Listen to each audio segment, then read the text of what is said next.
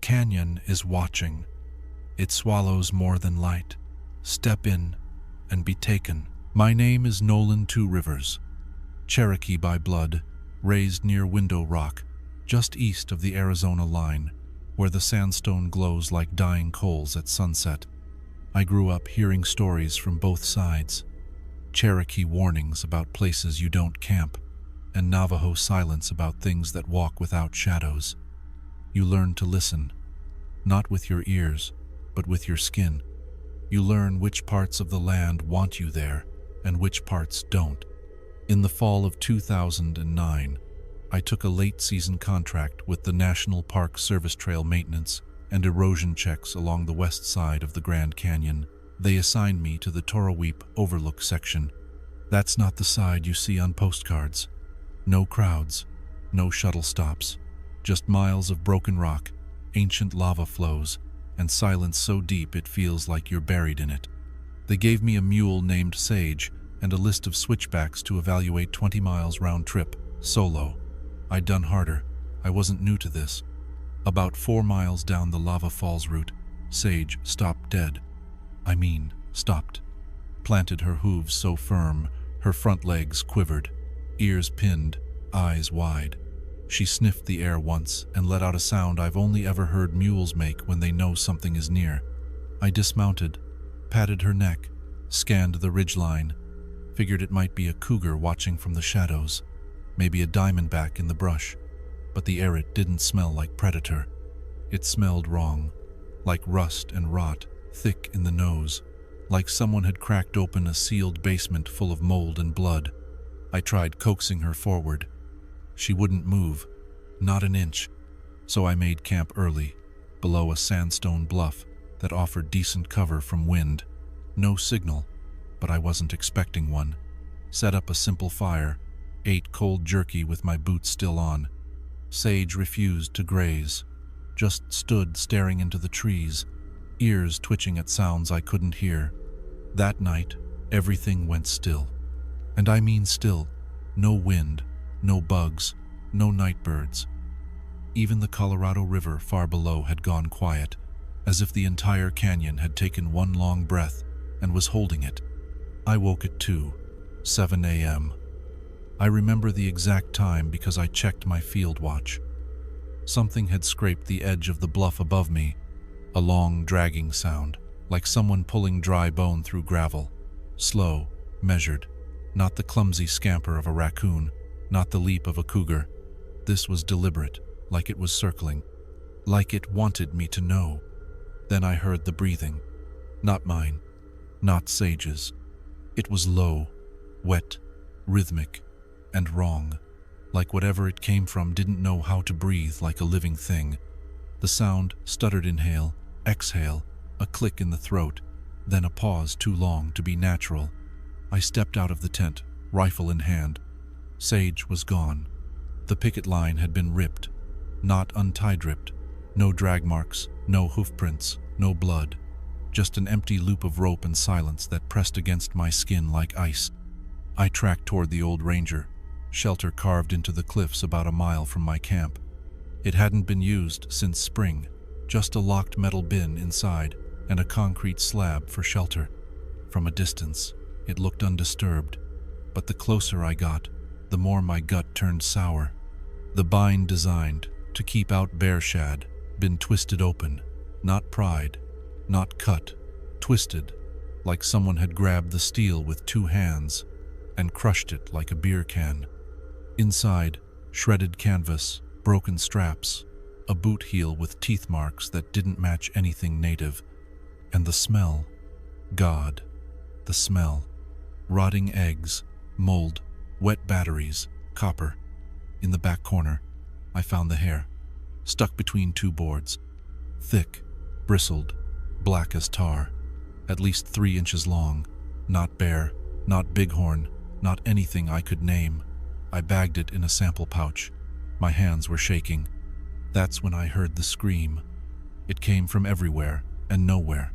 High-pitched at first, like a human in pain, but stretched, distorted, and then it dropped in tone, like someone pulling the tape too slow. It echoed around me, except It didn't. That's the part that still keeps me up. The Grand Canyon echoes everything. Yell once and you'll hear it bounce for miles. But that scream nothing. It hit the walls and vanished like the rocks didn't want to carry it. I turned to run, but halfway back to camp, I saw it, standing on a ridge, silhouetted against the pale rock, 7, maybe 8 feet tall, thin, almost starved. Its limbs hung like wires, fingers too long. The skin looked like clay cracked and pale, grayish-white, as if it hadn't seen light in centuries. The head was wrong, tilted too far, like a bird analyzing prey. No eyes, no mouth that I could see, just black folds where a face should be. It didn't chase me, it just watched. I didn't breathe again until I reached the edge of the wash. Didn't stop moving until my legs gave out near the trailhead 2 days later. I was out of water, sunburned, delirious. They chalked it up to heat exhaustion. I filed a quiet report. No follow-up, no questions, just a box checked and a warning buried in the internal system. Avoid Toroweapon Fall, unstable terrain. Now, when someone asks me about the western edge of the canyon, I don't give them science. I give them truth. The rocks don't echo out there, and if something screams in a place that swallows sound, you better pray you're not the one it's calling to. Stay far away from Grand Canyon National Park. Subscribe, like, stay safe, or ignore it and see what follows you home. My name is Raymond Black Elk, Cherokee by blood, park ranger by trade.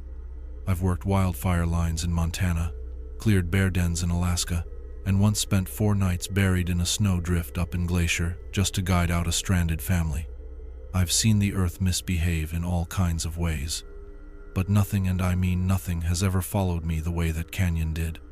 In the summer of 2005, I took a seasonal assignment along the North Rim near Whitmore Wash.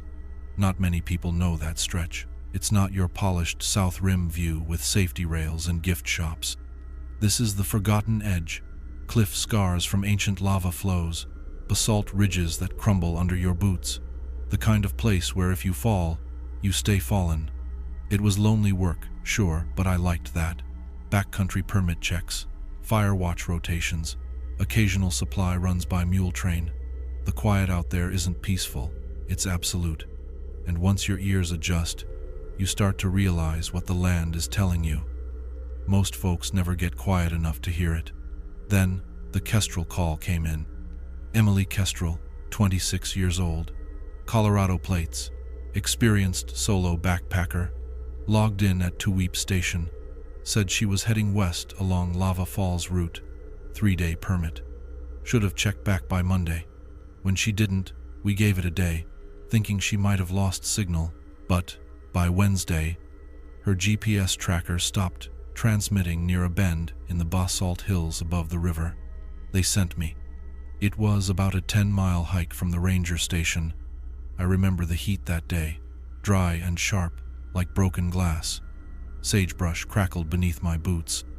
Every time I crested a ridge, I felt the canyon watching Minot like I was trespassing, but like I was expected. When I found her camp, it looked wrong. Not destroyed, not ransacked, preserved, stakes still in the ground, tent upright, backpack just inside the flap, untouched.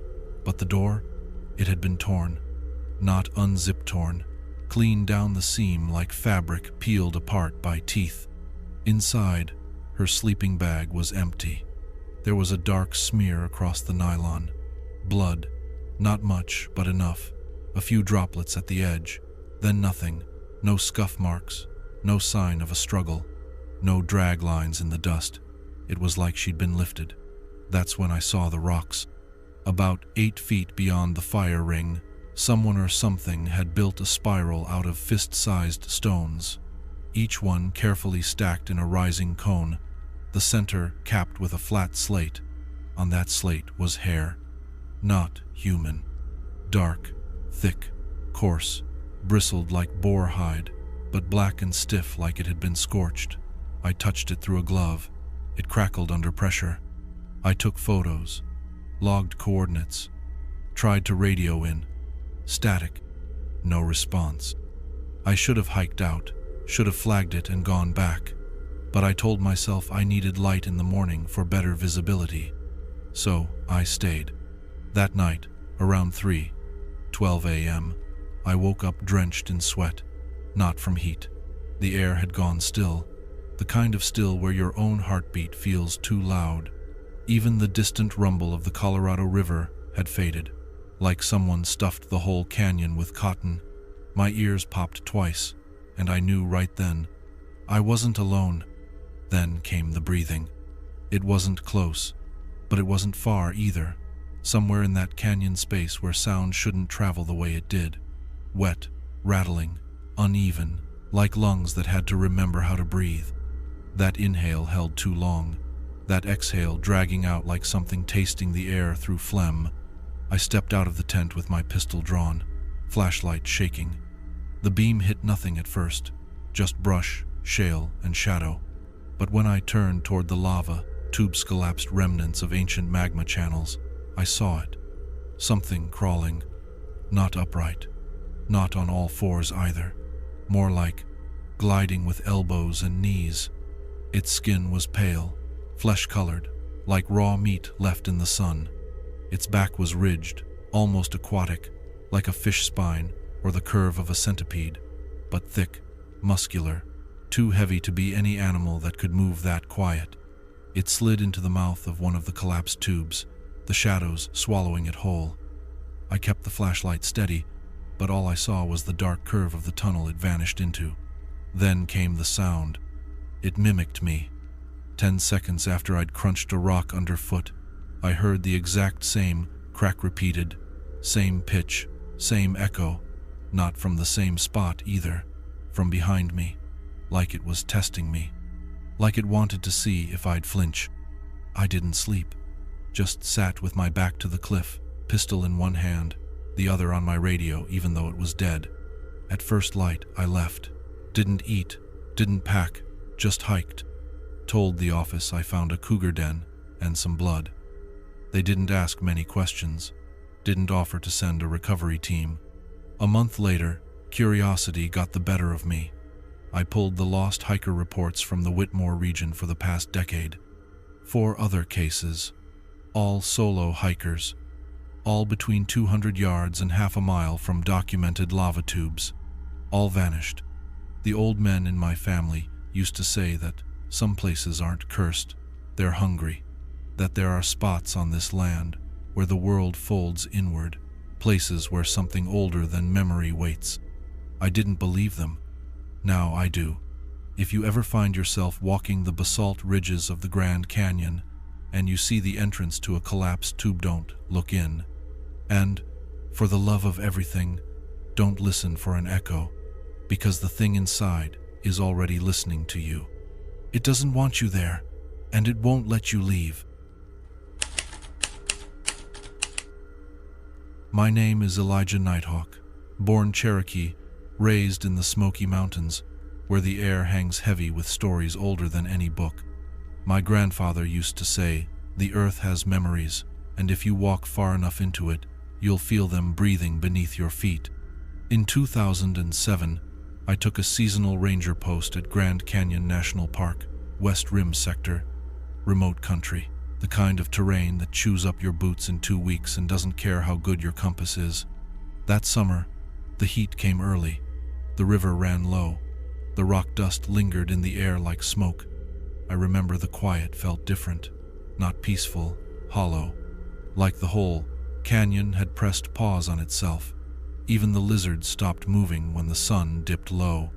About mid-season, they sent me to check on a solo permit who hadn't checked out. Preston Hall, 35, Marine vet, high-altitude training experience, logged multiple hikes through the Sierra, Zion, Canyonlands. The guy knew his way around rock. He'd applied for the tuck-up routine of the loneliest trails in the canyon. No water stations, no guide rails, no marked junctions. Just 20 miles of unfiltered wilderness, crawling with ledges, loose shale, and blind descents. It's the kind of route only fools, ghosts, or men trying to outrun something take by themselves. I hiked in on the third day of his no-show. No radio check, no second ping, just dead air. It took me until dusk to find his camp perched near the edge of a slot canyon, about 600 feet wide and twice as deep. His tent was still staked, pack sealed, bedroll half folded like he'd meant to come back to it. From a distance, it looked undisturbed, but when I got closer, the fire ring told another story. It hadn't been scattered by wind or stepped through by animals. It had been obliterated, rocks cracked, some thrown 10 feet out, ash blown sideways like something landed on it. Not a wind gust, not a rock slide, an impact, something heavy. There were no boot prints leading away. But I found other tracks. 4 toes, wide set, deep, spaced too far apart to belong to anything I know. Whatever made them didn't walk with a human stride. It didn't press its heels. It glided, like it only touched the ground to announce itself. I crouched, took photos, tagged GPS. Then I heard the voice. It wasn't loud. It wasn't even clear at first, just a low murmur bouncing between the canyon walls. Then it sharpened. My voice, every word from the last radio call I'd made, but slowed down like it was being dragged through water, or an old cassette melting under a dashboard sun. Dispatch, this is Ranger Nighthawk. Come in. It repeated it, cadence warped, syllables stretched wrong, like something trying to understand what it was saying. Mimicry, but broken. I raised my binoculars and swept the far cliffs. That's when I saw it. 200 yards off, standing on a thin ledge carved into the rock wall. Something tall, too tall, gaunt. Its limbs hung almost to its knees, shoulders narrow, spine bowed. The skin looked like sun-dried parchment pale, cracked, the color of desert bone, but it was the facier, the absence of one that froze me. Where eyes, nose, and mouth should have been, there was nothing, just folds of flesh, smoothed over like the face had been erased, like a painting the earth had smeared clean, and yet it tilted its head when it noticed me. Not in surprise, not in fear, in recognition. It knew I was watching, and it didn't care. Then it stepped backward straight into a vertical crack in the rock that no man could fit through. Not sideways, not crawling. It slipped into it like oil and disappeared. I stood there, locked in place, the sweat on my back cooling in the shade. Every instinct screamed to run, but training kept me still. I searched the perimeter for another hour. Then I found the boot. Just one, still laced, resting upright like it had been set there on purpose. Inside was a foot, cleanly severed at the ankle. No blood, no gore, just exposed tendon ends curled like frayed wires, pale and quiet. The skin was still warm to the touch. That's when I radioed it in. Used the code. Yellow Echo. Human remains located. Possible predation. Do not engage. They told me to mark the site and fall back. A helicopter team would sweep the ridge in the morning. They did. They found nothing. No boot, no camp, not even my trail markers. Just fresh dust, like nobody had stepped foot out there in months. They sealed the file, blamed the heat, said he probably fell, disoriented, hallucinated, maybe wandered into the wrong canyon and slipped into the river. I know better. Whatever took Preston Hall doesn't kill to eat. It doesn't move like a predator. It moves like something pretending to be alive. Something that waits for the quiet ones, the loners, the hikers who don't think anyone will miss them right away. And when it takes them, it learns. Their walk, their voice, their route. So, if you're ever hiking the tuck-up route, and you hear your own voice coming back to you from across the canyon wall, don't answer. Don't call out. And for the love of everything still holy on this land, some places weren't meant for us. That canyon is one of them. My name is Aidan Redbear. Cherokee on my mother's side. Grew up in Page, Arizona, land of dust storms, sandstone, and stories the wind won't stop whispering. You learn early in Page that the desert talks, not with words, but with rhythm.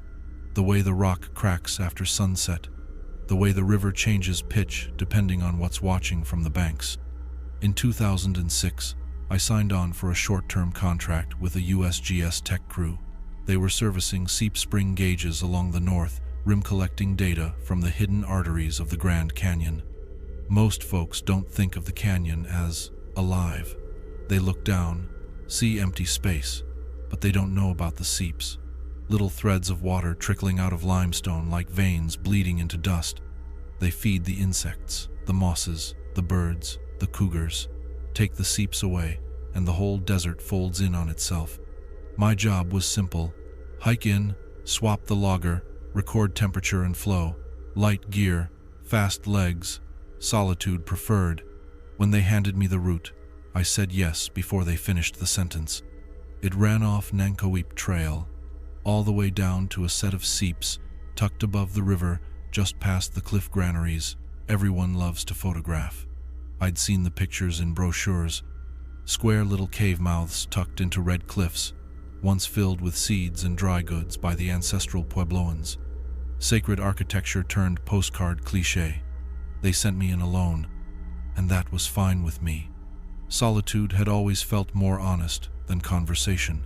Day one went smooth. The sky was a pale, hard blue that made the cliffs look like burning copper. I passed through stands of pinyon and juniper, ravens spiraling above the thermals. There's something about the silence of that trail that feels older than language. I set up camp on a narrow terrace, a mile above the Colorado, just high enough to avoid the river spray, but close enough to hear its roar echo up the canyon like a pulse. I wrote down my numbers, cooked beans over a small stove, watched the sun sink low and burn a copper seam across the sandstone. But that night, something shifted. The river didn't stop, it dimmed. The thunder of water that had followed me all day went muffled, like someone threw a wool blanket over it.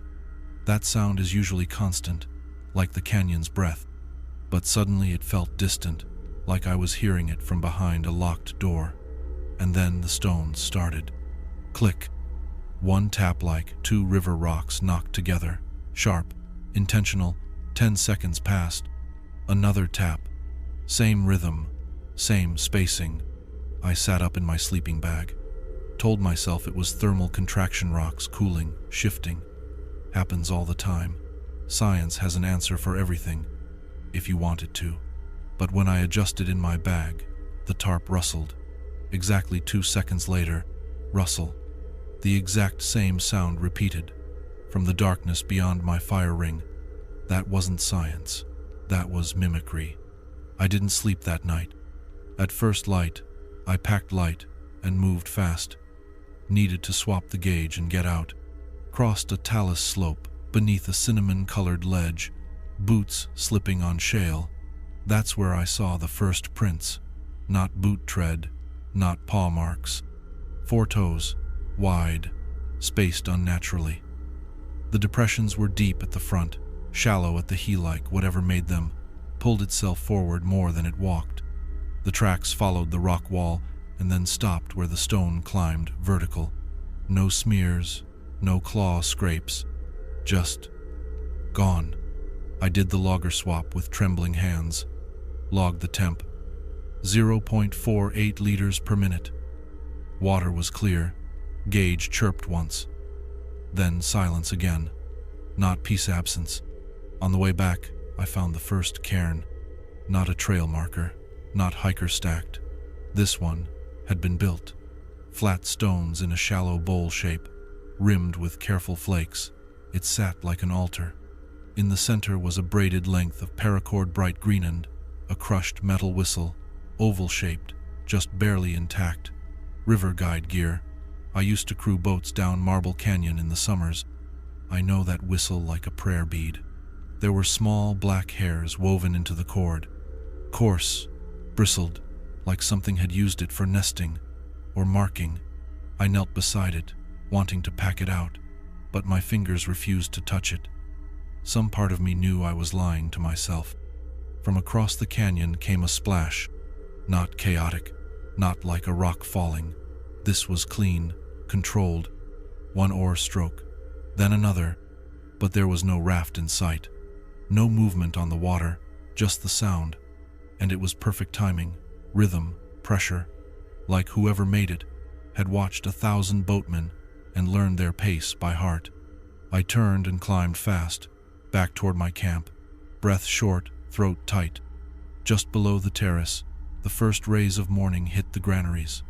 The cliff caught fire in red and gold, and the shadows in those little cave mouths deepened. Something moved in one. At first, I thought it was a trick of light, but then it folded backward, like rope soaked and coiling in reverse. A pale back humped once, then vanished into the dark. Then the head rose. No eyes I could see, just a smooth slope of flesh, as if the face had never been carved. 2 vertical seam lines trembled where a mouth should have been. Then they split open, top to bottom, all the way down to the throat. Rows of small, blunt teeth inside, like a fish, made for holding, not tearing. The creature didn't growl, didn't shriek. It inhaled. A sound like air pulled through reeds, long, deep, like it was tasting me from across the canyon. I didn't blink. It didn't charge. It pressed itself into the wall beside the granary and vanished like smoke drawn into a crack. A few pebbles rolled down the cliff face. Then the river came back, roaring, alive, as if whatever had blanketed the world had finally let go. I broke camp with my pistol in hand and my back to the granaries. Every 50 steps on the way up the trail, I found another cairn, built flat. Each one cradled something different.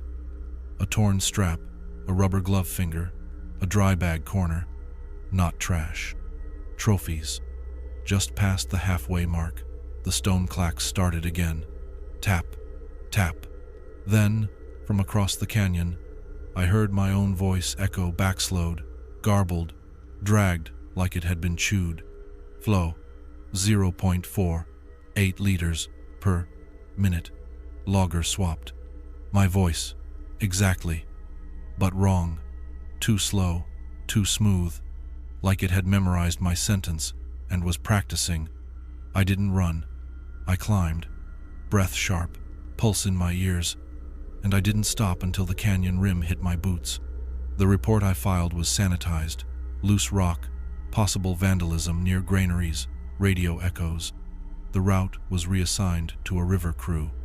A guide I knew told me 2 of their guys vanished that season. Marble Canyon section. Boat found, tied, food untouched, no footprints, just a circle of flat stones and a whistle crushed into an oval. Let the tourists chase the view. Let them snap their photos of the granaries and walk away believing they're empty. They're not. Something nests in those cliffs, something old, something counting, listening. If the river ever goes silent, if the stones start answering back, don't look toward the granaries. Go the other way. That place doesn't echo your steps. It remembers them. My name is Tyler Chaska. My roots are Cherokee, though I've spent most of my adult life working across Navajo land surveying cliff dwellings, mapping dry washes, and walking into places where the maps run out and the stone starts speaking in older ways. Some places whisper, others hum, but a few places wait. They wait for the right kind of quiet man to step where he shouldn't. In 2008, I signed on to a short-term conservation contract, private work, not federal. A non-profit out of Flagstaff wanted a survey of undocumented petroglyph sites inside the Grand Canyon's western corridor. We were hired to go where tourists didn't and park rangers wouldn't. Places you had to hike to, climb through, or crawl into with chalky lungs and a gut feeling something wasn't quite asleep. It was the 6th day of a 10-day run. Our base camp sat near Kanab Point, where the earth turns redder and the cliffs cut like knife blades into the river below. My partner was a Hopi technician named Eliquiet, sharp-eyed, camera always slung at the ready. We worked well together, respected each other's silences. That morning, Eli headed out early to chase down a boulder cluster we'd flagged on drone scans. A narrow ravine upriver, not on the main trail. He said he'd be back by dusk. He didn't come back. I radioed at sundown. Static. Tried again an hour later. Nothing. I told myself he'd camped where signal couldn't reach too deep in a wash, maybe. He was experienced, just not born into canyons.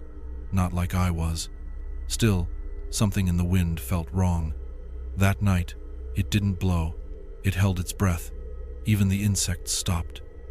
The river, always humming below, felt like it had pulled away from itself. The whole world felt submerged in something heavy. By dawn, I was moving, packed light, took only what I needed. I followed his boot tracks, careful, methodical, and traced them toward a ridge above the gulch where we'd marked a potential site.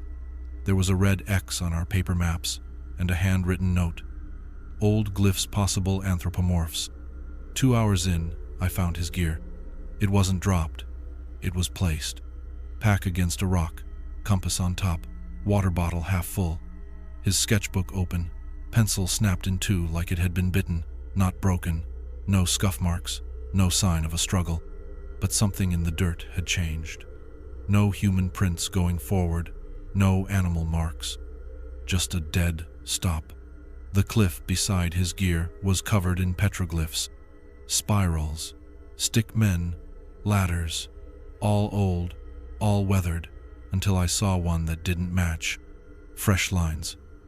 A vertical slash flanked by 4 shorter ones, all carved deep, almost frantic. Not natural shapes. They looked like fingers pressed into stone, as if something had marked its presence not to tell a story, but to warn. Then I heard my name, Tyler. It came from the gulch below, not shouted, not echoed. It was wet, muffled, like it passed through water through a throat that didn't know how to speak. It sounded like Eli, but the voice wasn't right. It had a clicking undertone behind every word, like gravel in the windpipe, like bones clicking inside a soaked ribcage. I crouched low, breath caught in my chest. I didn't answer, didn't move. Instead, I eased up the slope toward the cliff face. The glyphs climbed higher than I expected, some 20 feet above the base wall, running in a band like a timeline. But my eyes were drawn downward, to a crack near the cliff's base. Narrow, slanted, too small for a man to walk through but wide enough to crawl. Just barely. Something had. The entrance was ringed with slick, black, residue of viscous, almost tar-like. Not blood, not sap, something worse. It stank like iron and rain rot, ozone and copper wire left in fire. And at the mouth of the crack, the stone bore marks 4-pronged gouges where something had pulled itself in, not out. Then I saw the boot, Eli's, just the toe sticking out of the dark, as if it had been set there, like bait, or worse, like a placeholder, a way to say, he's gone, and this is what's left. I backed away slowly. Then I saw another glyph that hadn't been there before. Fresh, still pale where the stone dust hadn't weathered. A crude figure bent over, limbs crooked, reaching wide. Its mouth wasn't on its face, it ran vertically down the chest, like a split in wet hide. Inside that mouth was a stick figure human, legs first, half gone. Around the edges, 4 lines, tallies, or fingers. I didn't wait. I moved. Down the slope, off trail, through switchbacks I hadn't charted, cutting elevation blind. The canyon seemed to inhale as I ran, stone pressing inward, like the walls wanted to swallow me too. By the time I made it back to camp, everything was just as I'd left it, except for one thing. Eli's sketchbook, still open. On the last page, a drawing I hadn't seen before. A face with no eyes, no nose, just a slit, vertical and deep, running down the center like a wound that never healed. Beneath it, his handwriting. It doesn't live in shadows. It makes them. I filed a report. Official, Clean, missing person. Last seen headed upriver. Helicopter sweep, logged, nothing. No gear, no prints, no remains. The report was quietly sealed. Exposure, they said. Heat stroke, disorientation. They didn't ask about the glyphs. They never do. But I know what lives down there. Some spirits belong to the land. They're woven into its memory. You offer them tobacco, you show respect, and they leave you be. But others? Others don't care who you are, don't care what you believe. They wait, they watch, and they draw what they're going to do before they do it. If you see new glyphs where only old ones should believe, don't study them, don't follow them, and for the love of all your ancestors, don't crawl into anything that feels too quiet, because some caves aren't caves, they're mouths, and once you're inside, it won't need to chew. Don't go looking for what was never meant to be found. My name is Nolan Talltree, Cherokee by blood, canyon runner by trade. I worked search and rescue for Grand Canyon National Park from 2001 to 2009, 8 hard years of hauling broken hikers out of gulches, rappelling into slot canyons nobody should have entered in the first place, and watching the sun cook people like meat if they stayed too long below the rim. I've pulled bodies from dry creeks that turned wet with flash floods, flown medevac with rotors whipping over sheer drops so tight my boots dangled over 1,000 feet of nothing. Seen men cry with joy when they saw our yellow packs coming over the rise. Seen others cry for different reasons, facing things no rescue ever fixes. But there's one call I never talk about. Not with my old team, not even with myself, if I can help it. It was May 2006 when the beacon came in an emergency ping from a solo hiker off the Esplanade Trail. That's the northeastern corridor. Sandstone benches, juniper flats, barely a footpath in places. One wrong step and you're 20 feet down into a box canyon. The sun doesn't touch till noon. The hiker had a permit, 5-day loop. Day 3, his GPS stopped moving. Standard response time kicked in. We were dispatched from the north base. The chopper dropped me 2 miles out just past 11 a.m. The heat was already gutting me from the inside. You know that kind of heat like breathing through a wet sock someone set on fire. His last ping came from near an old mining site, a prospector shaft nobody had touched since the 1940s. Local maps marked it as shallow, stabilized, nothing deeper than 10 feet, no collapse risk, no wildlife reports. They said it wasn't a cave, just a dig in the side of a bluff, nothing to worry about. I remember them saying. They were wrong. I found his camp about 30 yards from the shaft. Tent half zipped, stove cold, pack sealed, untouched. Everything neat, no panic, no scramble. Like he'd just stepped out for water and never came back. But the ground was wrong. Directly behind the tent, the earth had buckled, not from above, from below. A circular hole, 2 feet across, opened in the red dirt. Edges clean, walls smooth, no claw marks, no loose rock, just a black throat bored straight into the sandstone shelf. Not natural erosion, not animal burrow. Something had made this on purpose. I crouched, didn't get too close, just stared, trying to convince myself I was seeing what I was seeing. Then I noticed the camera. Half buried in sand, lens cracked, but intact. I powered it on. The last dozen photos were taken inside a confined space. A rock wall, then a deeper shadow, then something closer. One photo showed a gray limb, elongated, jointed wrong, almost insect-like, but thicker. The skin looked dry, flaked like desert bark, but it bent like muscle. Another photo blurry flash captured the hiker's own face, eyes wide, mouth slack, and behind him, pressed against the darkness, something pale. Not a blur, not a trick of light. Watching. I called it in. Static. No response. I backed away from the hole and moved up toward the shaft. I figured maybe he'd tried to shelter in the mine and something collapsed. But as I approached, the air changed. Cooler but not natural, not shade cool. It pressed in, thick and quiet, like I'd just walked underwater. My ears popped like I'd gained elevation too fast. Then came the sound. Scratching. Not fast, not frantic. Slow, precise. Thinking scratches. Like claws tracing a pattern into stone. Like something building a spiral just inside. I didn't step in. I didn't have to. Because then came the voice. Not an echo. Not a whisper. It said my name. Nolan. Spoken like a breath from just behind my right shoulder. I turned fast. No one there. But down the slope where the tent was dust began to lift. The ground moved. A slow bulge beneath the surface. Like something large was tunneling just under the crust. The hole beside the tent started to shift. The rim widened gently, like a mouth stretching after a nap. That's when I left. Didn't grab the camera, didn't bag evidence, just turned and hiked. Hard. My pack bounced, my lungs burned, my radio crackled once and died. I reached the extraction point, an hour ahead of schedule. Sat with my back to a tree and my rifle on my knees until the chopper came.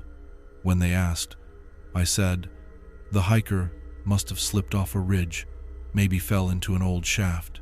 Heat stroke, disorientation. That's what the report says. But they never found a body, just the tent, the camera, and the hole.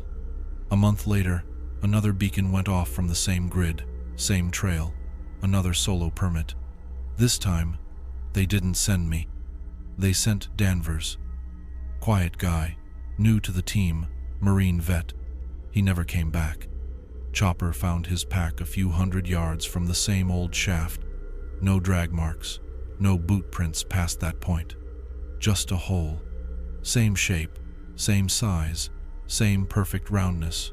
Fresh dirt mounded around the rim like something had surfaced, looked around, and slipped back in. After that, they shut down the corridor. Public trail map lists it as closed for erosion control, but internally, it's flagged red, restricted, no entry, no SAR response. The old rangers call that area the ant mouth, because whatever's down there doesn't just tunnel, it builds, it learns, it waits, and sometimes it calls your name. If you're ever walking the esplanade and feel the ground shift beneath your boots, don't dig, don't look, and don't answer when something speaks with your voice, because the things that dig are not lost. They're hunting. Stay far away from Grand Canyon National Park. My name is Daryl Yazzie, Cherokee through my mother, Dene through my father. Grew up hearing two sets of stories, one about how to honor the land, the other about what you avoid in it. When those stories lined up, you listened. In 2004, I was working as a seasonal ranger at the Toroweep Overlook. That's on the western rim of Grand Canyon National Parkway, past the tour buses and t-shirt shops. No guardrails, no pavement. Just a narrow spit of rock overlooking a sheer 3-0-foot vertical drop into the Colorado River. One misstep, and you're a rumor by sunset. The other rangers used to call it the Rim of Bones, not in the brochures, but passed between us in whispers, usually with a sideways glance at the trailhead. Too many hikers went missing up there. Families got closure in the form of a folded map and a sad shrug. The official line was always the same. They must have fallen. But there was one case none of us ever really let go of. One man, Ranger Thomas Reed. He'd vanished back in 1992, summer patrol, assigned to monitor the North Boundary Trail near Vulcan's Thronia, jagged, extinct volcanic cone that rises like a black tooth above the desert. They found his Jeep parked, logbook in the seat, engine cold, no tracks, no signs of struggle, just gone. Well, not entirely. They found his notepad 2 weeks later, weather-beaten and sun-bleached, clinging to a rock ledge 2 miles off his assigned route. Most of the pages were blank or warped, except for one where the ink had melted into something legible. Just 3 words, written hard enough to etch the paper. "It doesn't blink." After that, the file was sealed. His name faded from morning briefings. His family stopped calling. The canyon doesn't give back what it takes. 12 years later, I was on a midnight fire watch at a remote outpost near that same stretch of cliff. A corrugated steel hut with 1 cot, 1 lantern, and a battery-powered radio that hadn't picked up more than bird chatter in a month. Until 3:11 a.m.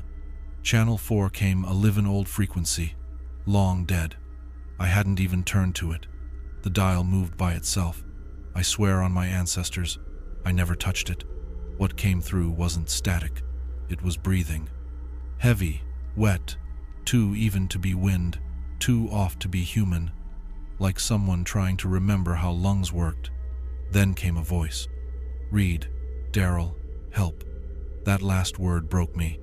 Not because it was desperate, because it knew my name. I sat frozen, couldn't speak, couldn't blink. When I snapped out of it, I radioed command. They wrote it off as frequency drift, told me to log it and rest. But the canyon doesn't have accidents. Not out there. I requested a ground search at dawn, got approval to hike solo up the old Vulcan's throne route, packed light, took my 30-30 lever-action rifle and 3 canteens, hiked slow. Sky was gray with smoke from a Utah burn. Everything smelled like scorched paper and old ash. A mile from the summit, the trail disappeared beneath lava rock. That's where I saw them. Boot prints. Fresh. Park Service issue. Old style, the kind we phased out in the late 90s. Deep heel impressions, still crumbling around the edges. I followed them through the basalt field, heart thudding harder with every step. And then, they just stopped. No drag, no turn, no scuffing, just one last step on flat stone, like the person had walked off the face of the earth. That's when I saw him. A lone figure stood near the lip of the canyon, facing the drop. Faded khaki uniform, smoky bare hat pulled low over the brow, still as stone, too still. "Reed?" I called out, voice dry. No answer. I raised my rifle, not in threat, just habit.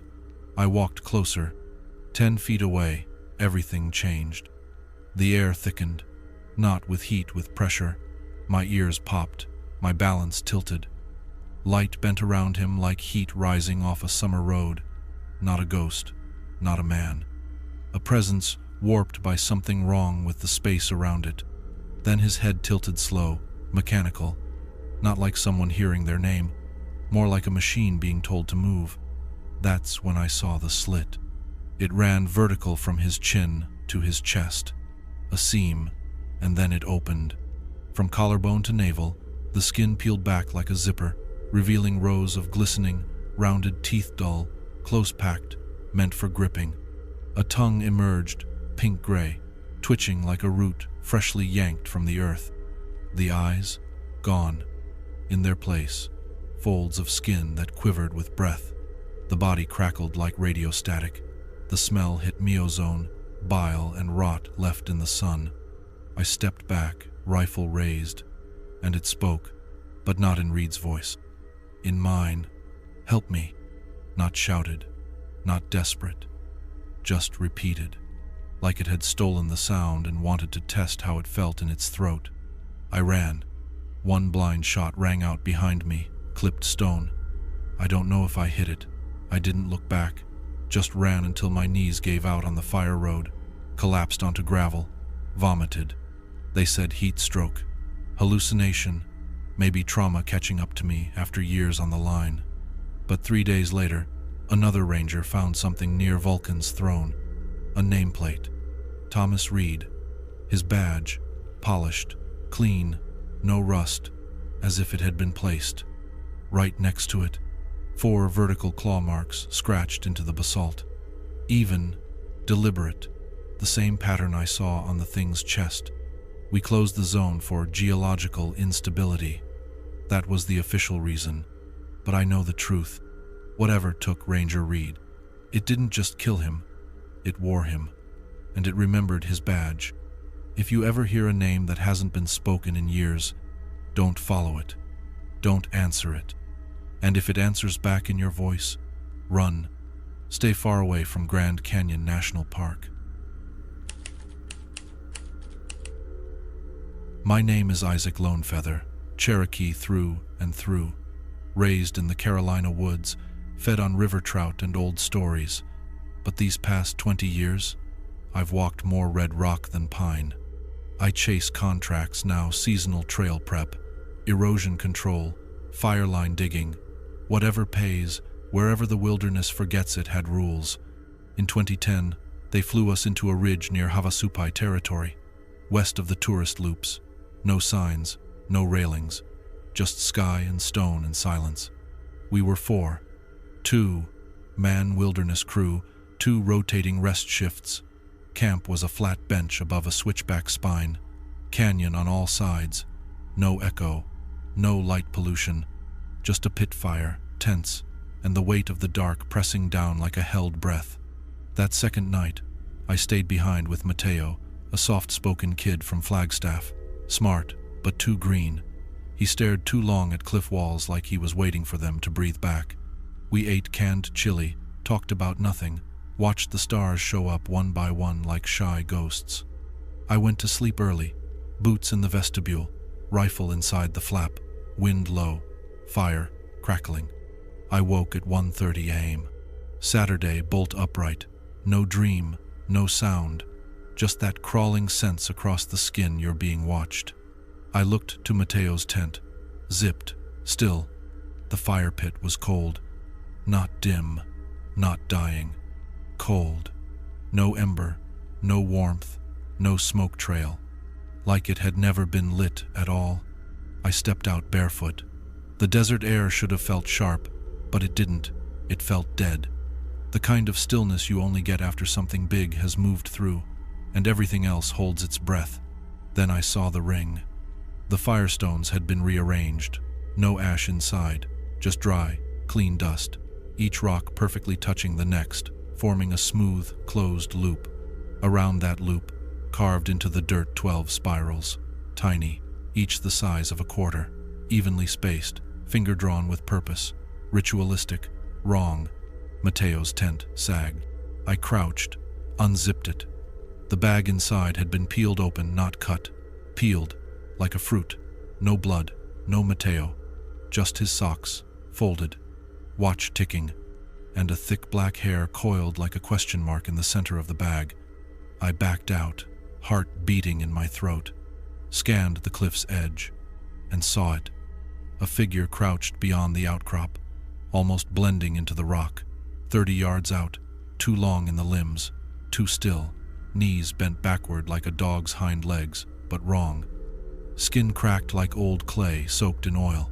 No clothing, no tools, just a body shaped like it was built underground and forgot what sunlight looked like.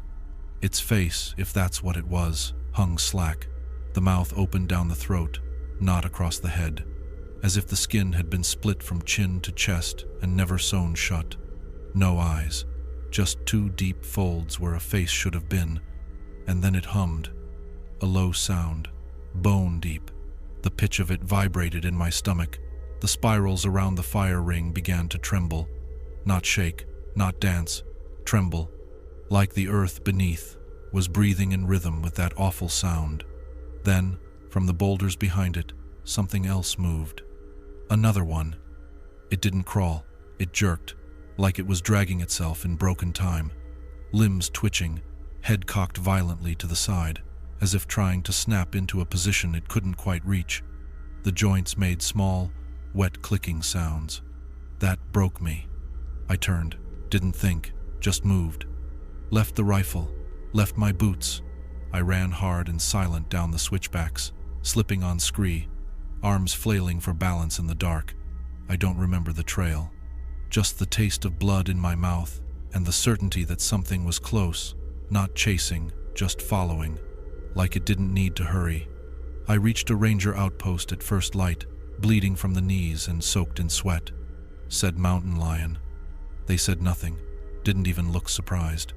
Later that week, our site was flagged geologically unstable. Standard language. Sounds better than something entered your camp and rearranged reality. 2 weeks later, another trail crew stumbled across Mateo's boots. Not buried, not scattered. Placed. Sitting neatly beside a new fire ring, 12 fresh spirals drawn around it. Same pattern, same precision. Whatever these things are, they don't kill like predators.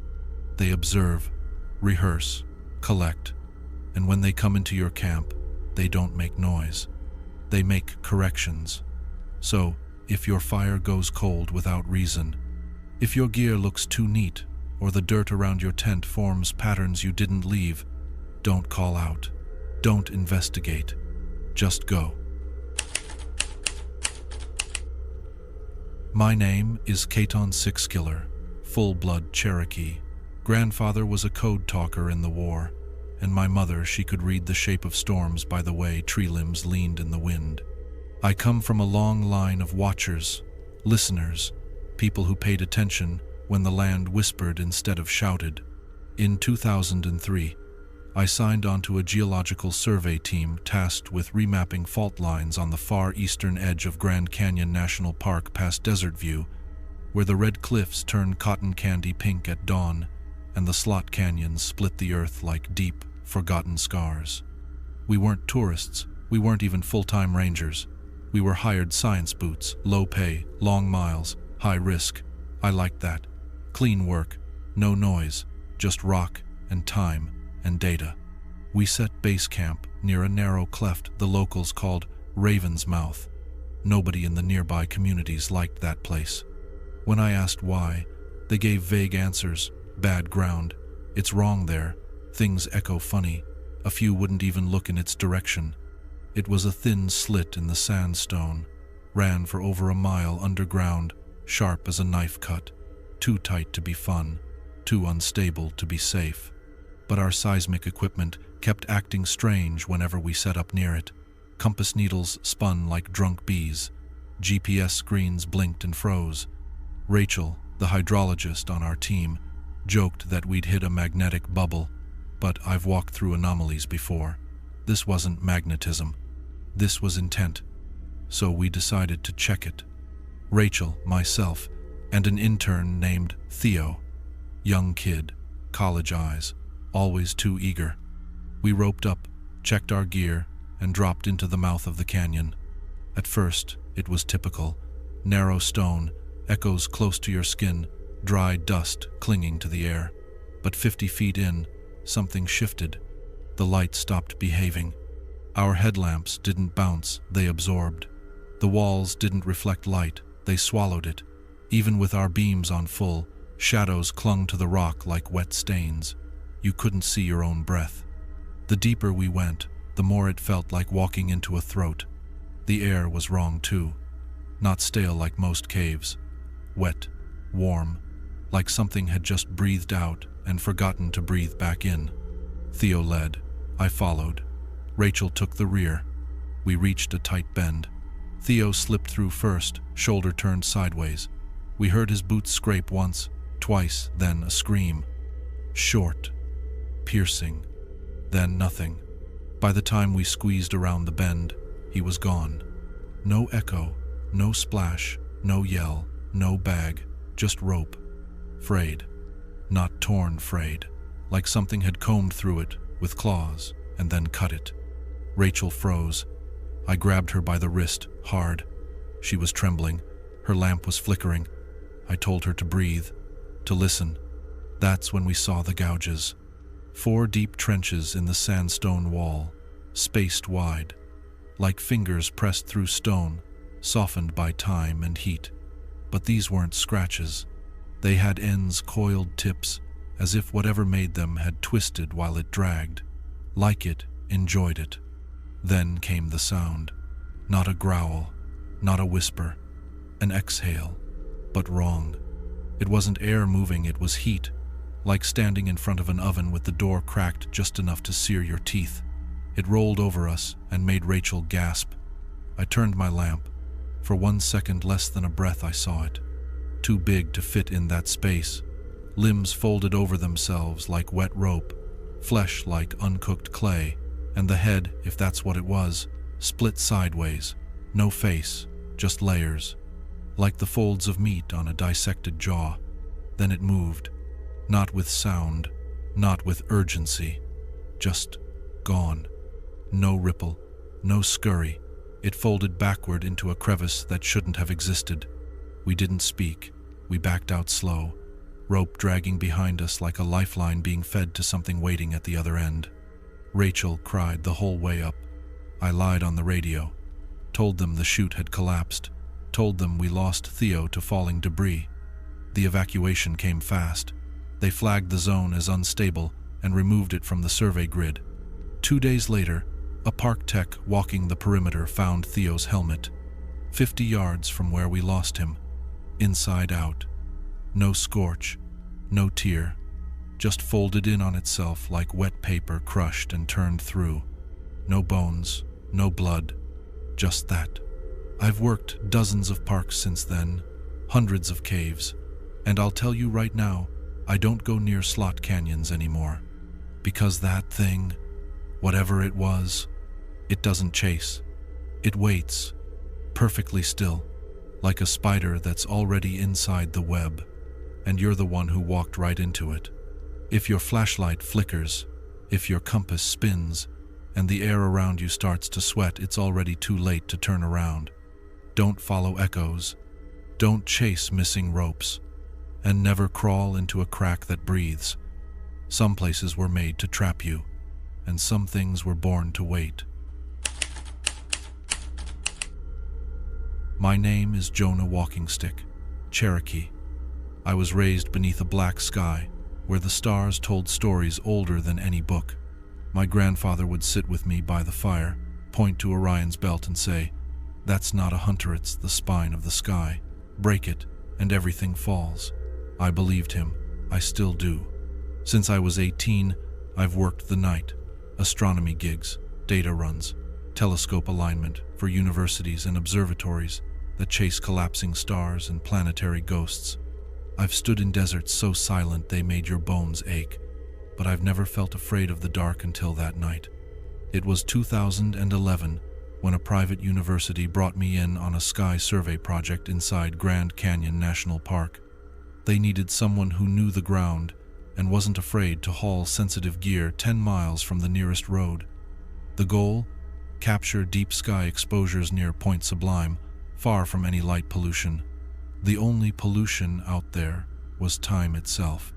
There were 4 of us on site: Dr. Emil Christoph, the lead astronomer, 2 grad students, Dana and Luis, and me, the field tech, the local, the guy with just enough wilderness in his blood to keep everyone alive. We set up the array on a flat stone bench at the canyon's edge, a sacred place, though you wouldn't know it unless you'd felt it. The ground was old there, heavy, like it remembered more than it wanted to say.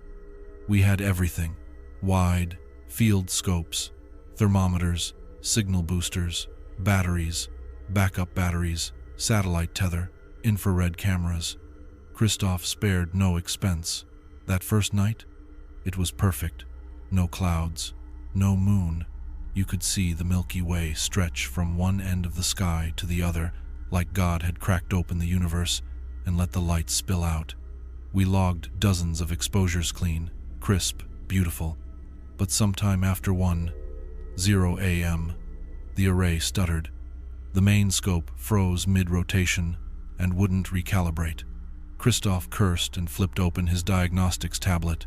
No errors, no mechanical issues. The system said everything was fine, but the stars inside the frame were missing. At first, we thought it was a lens cap issue or sensor failure, but no, this was deeper.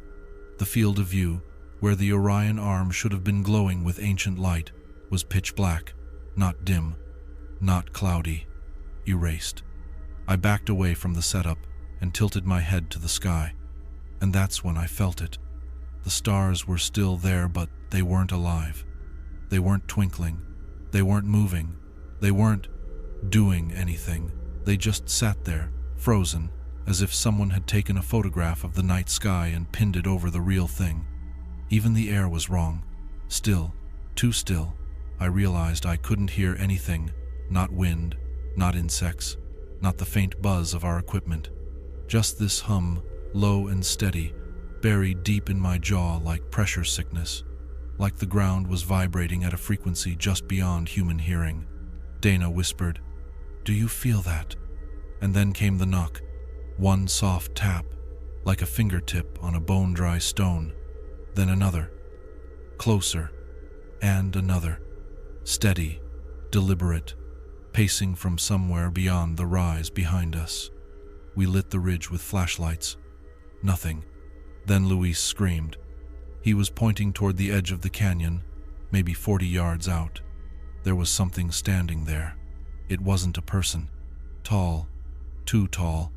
Its frame was long and pale, limbs thin like branches stripped of bark. No clothes, no hair.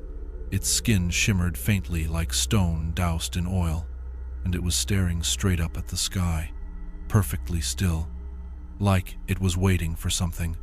Then, without turning its body, it rotated its head toward us, slowly, cleanly, like an owl. Only there were no eyes, just two deep pits, glowing red, like coal left too long in the fire. It didn't move, not at first. Then it began to slide forward soundless, not walking, not stepping, just moving, like it had never needed feet. We ran. There was no discussion, no plan, just pure, white panic. Dana grabbed one camera. Christoph snatched a hard drive. I didn't even think. I just grabbed the main data core and ran until my lungs burned and my knees ached.